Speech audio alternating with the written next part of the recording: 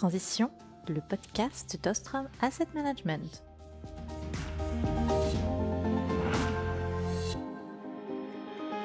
Bonjour à tous et bienvenue dans ce nouvel épisode de Transition, le podcast d'Ostrom Asset Management. Impossible d'y échapper, depuis un certain temps, l'intelligence artificielle est omniprésente. Elle occupe les unes des journaux et alimente les débats publics. Elle s'invite dans nos vies quotidiennes et semble transformer en profondeur notre manière de travailler, de communiquer et même de penser. Mais au-delà des usages et applications grand public, la révolution de l'IA avait commencé bien avant cette effervescence.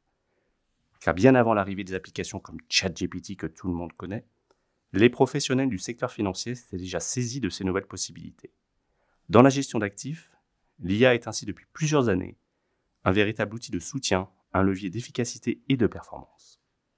Aujourd'hui, nous allons explorer ensemble comment cette révolution technologique s'applique concrètement à notre métier. Pour en parler, j'ai le plaisir d'accueillir deux invités, Emmanuel Bourdex, directeur de gestion et de la recherche quantitative, et Philippe Wechter, directeur de la recherche économique. Bonjour à vous deux.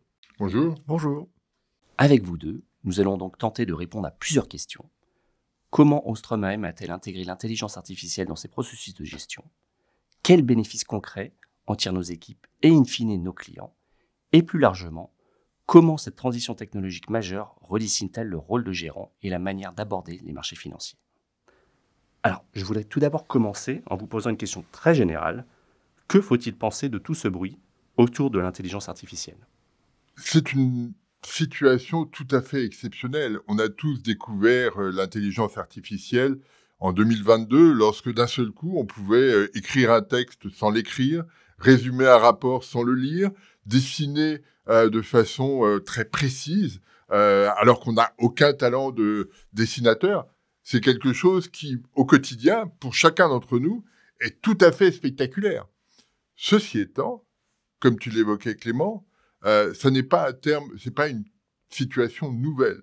Le terme d'intelligence artificielle est apparu en 1956, donc ça date un peu, dans une conférence à Dartmouth, dans le New Hampshire aux États-Unis, et il y a eu une espèce de feuille de route qui a été écrite à ce moment-là, et l'élément clé, on va résumer un peu, mais l'élément clé, c'est la capacité que doit se donner cette forme de technologie, une forme d'apprentissage. Comment faire pour apprendre et intégrer les données progressivement.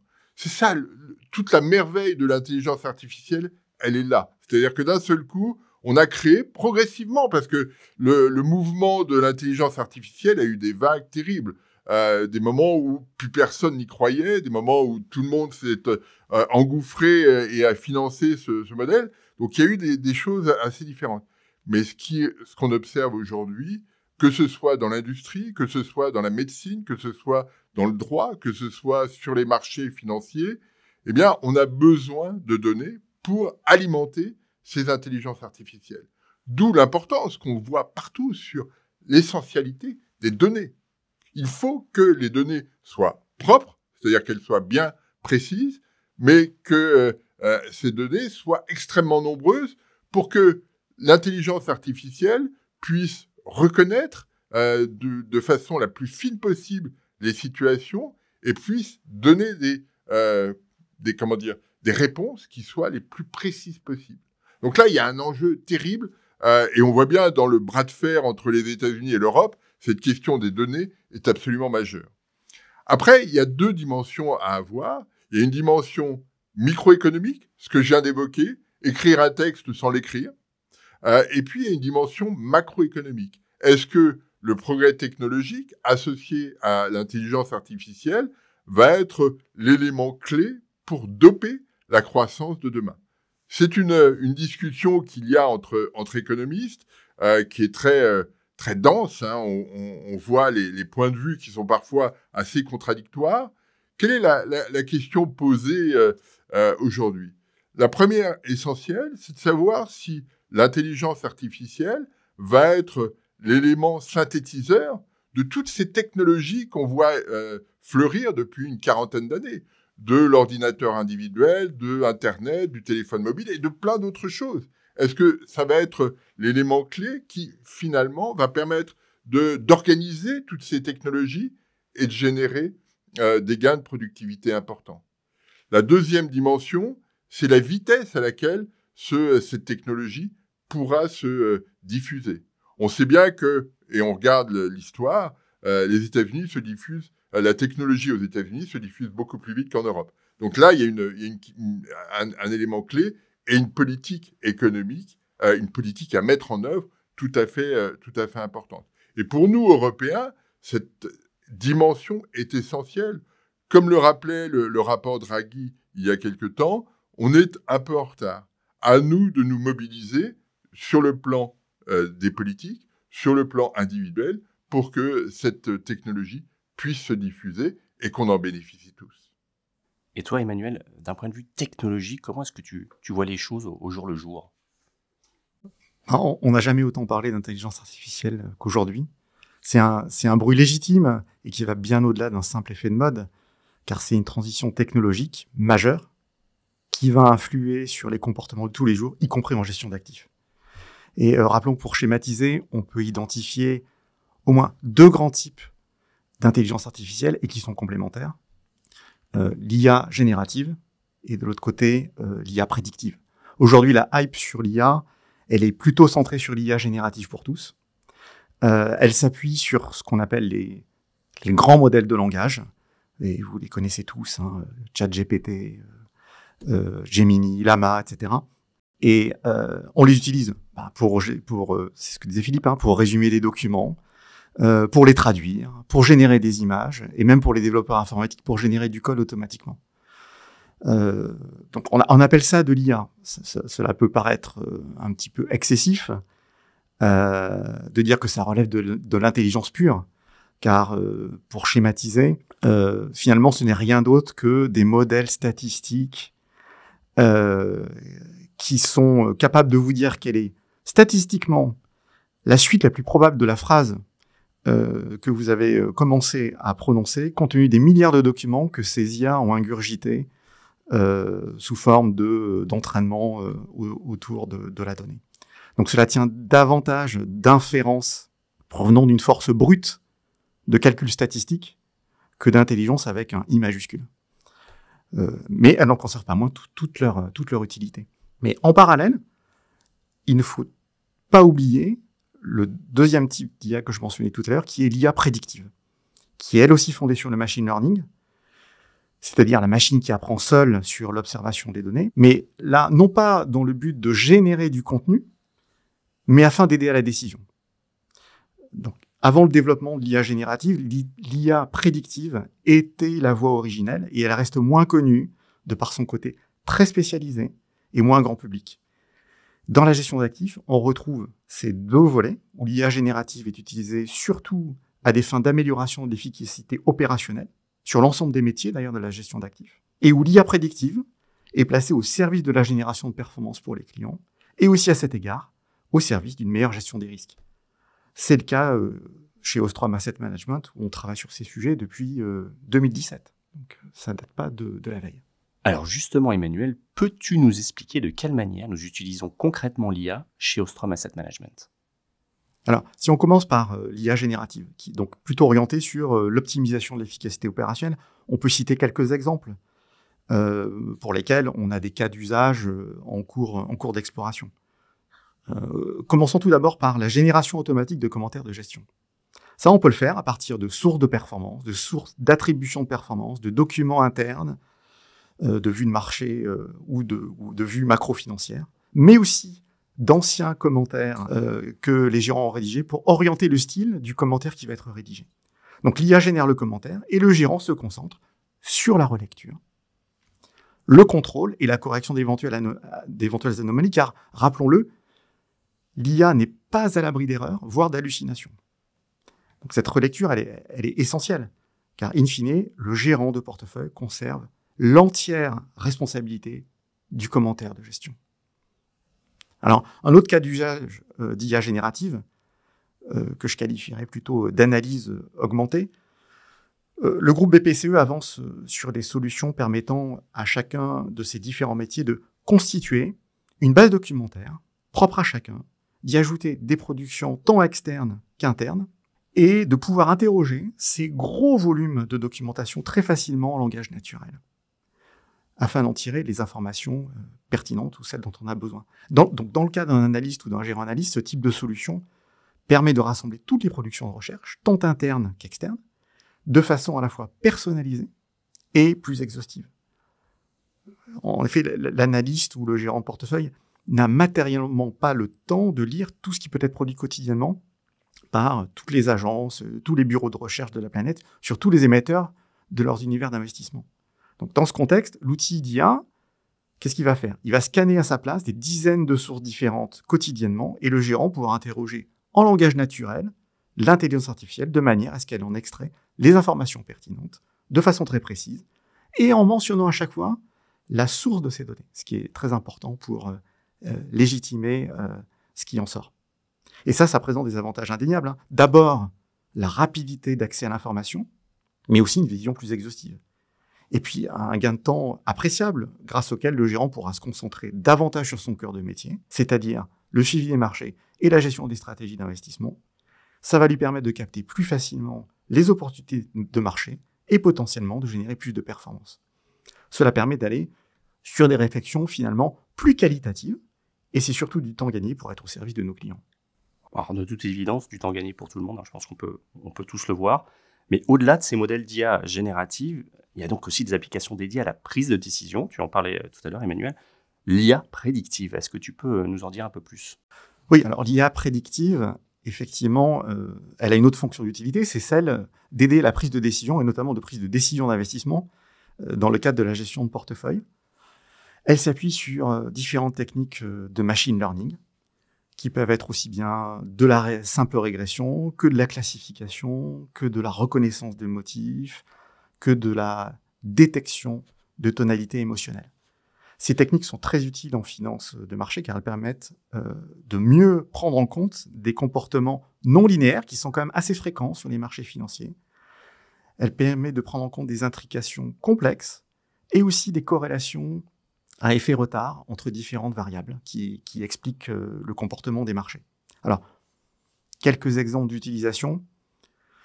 Je citerai d'abord tout ce qui touche à l'accès à des données non structurées. Prenons l'exemple d'images satellitaires. Il y a aujourd'hui des fournisseurs de données alternatives qui se servent de données non structurées pour faire des prévisions d'activité à partir de variables d'activité physiques, comme des présences de voitures sur les parkings des centres commerciaux. Le bénéfice est double. Cela traduit les images en données d'activité concrètes et aussi en temps réel. C'est utile pour les stratégistes et les équipes de gestion afin d'affiner et d'accélérer leur vue macro-financière. De ce point de vue-là, l'économiste est ravi d'avoir ce genre d'informations parce que on parle de voitures sur le parking, mais ça peut être de tankers sur la mer Rouge, au détroit d'Ormuz, par exemple. Et donc, comme l'économiste aujourd'hui a une dimension plus géopolitique qu'auparavant, eh bien, ça nous fournit une information très importante parce que si généralement il passe 3 bateaux toutes les heures, quand il en passe plus qu'un ou 0, c'est une information qui peut être très vite utilisée et qu'on peut intégrer dans nos analyses. Tout à fait. Et d'ailleurs, à côté de la macro, il y a aussi au niveau micro, au niveau de chaque entreprise. Il y a d'autres exemples d'accès à des données non structurées, où par exemple, via l'analyse quotidienne de l'ensemble des publications sur un émetteur donné, une IA prédictive peut donner une connotation émotionnelle à l'entreprise, simplement par une analyse lexicale, combinée à une classification en fonction de la nature et du degré d'émotion attaché à celle-ci. Ainsi, les signaux faibles de détérioration peuvent être captés par l'IA et potentiellement anticiper de futures controverses. Et ça, pour l'analyse, c'est important parce que d'un seul coup, on a une histoire particulière à raconter. Le marché des actions, contrairement au marché de taux, c'est un marché sur lequel on raconte des histoires, on parle d'histoires d'entreprise. Et là, l'IA nous donne des billes, si je puis dire, pour intégrer ce type d'information. Tout à fait. Et en fait, à l'un de ces deux exemples, on voit bien comment une IA prédictive permet d'anticiper au mieux ce qui se passe au niveau de l'entreprise, à la fois sur la dynamique de son environnement macroéconomique, de son secteur, mais aussi sur les risques spécifiques qui peuvent être liés à son image. Plus généralement, une IA permet une meilleure maîtrise des risques tant financiers qu'extra-financiers en conjuguant des données de nature différente, très complémentaires, financières, de sentiments ou ESG, le tout avec plus de réactivité. Ainsi, chez Ostrom AM, depuis 2017, on utilise un modèle qui permet l'anticipation des dégradations de rating d'émetteurs souverains en élargissant le spectre des variables prises en compte du financier à l'extra-financier. Les modèles de machine learning vont bien au-delà de ce qu'une simple régression linéaire peut faire, car ils permettent notamment de détecter des comportements non linéaires et donc des changements de régime avec une meilleure efficacité. Après, un dernier exemple qu'on pourrait citer, c'est celui de l'optimisation de rebalancement de portefeuille, notamment sur les portefeuilles actions.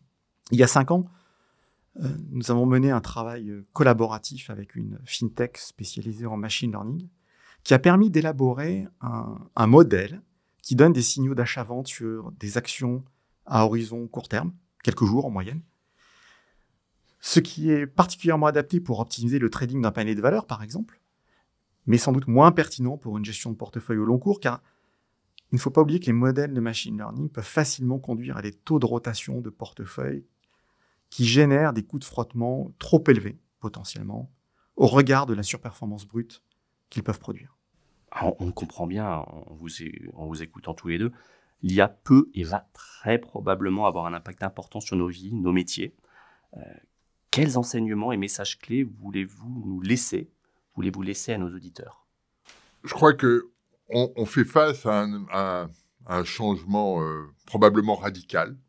À nous, tous, citoyens, politiques, d'intégrer ces ruptures et d'intégrer ces ruptures dans nos propres comportements, parce que ça a deux dimensions. La première, c'est que si effectivement, comme je l'évoquais tout à l'heure, on a des gains de productivité, on en tirera des bénéfices en termes de bien-être, de revenus, etc., ou de temps libre.